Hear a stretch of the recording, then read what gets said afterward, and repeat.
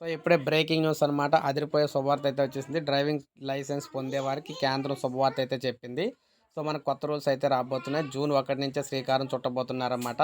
ఇక నుంచి డ్రైవింగ్ లైసెన్సుల కోసం ఆర్‌టీఓ ఆఫీస్‌కి వెళ్ళి ఆఫీస్ చుట్టూ తిరిగి స్లాట్ బుక్ చేసుకోవడం, తలకాయ పొడి పడడం, డ్రైవింగ్ టెస్టులు చేయడం ఇటువంటివి ఏమైతే ఉండవన్నమాట.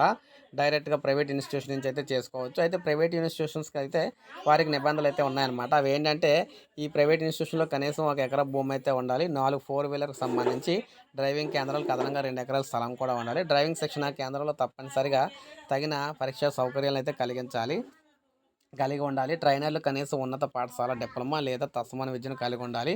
కనీసం 5 సంవత్సరాల డ్రైవింగ్ అనుభవం కూడా ఉండాలి వారికి. ట్రైనర్లు బయోమెట్రిక్ మీద, ఇన్ఫర్మేషన్ టెక్నాలజీ సిస్టమ్స్ మీద ఫండమెంటల్ బేసిక్ అయితే తెలిసుండాలి ఆళ్ళకి. లైట్ వెహికల్ ట్రైనింగ్ తప్పనిసరిగా 4 వారాల్లో పూర్తి చేయాలి. కనీసం 29 గంటల శిక్షణ అయితే ఉండాలి. అదేవిధంగా భారీ మోటార్ వాహనాలకు 38 గంటల శిక్షణ ఉంటుంది. ఈ శిక్షణను 6 వారాల్లో పూర్తి చేయాలి.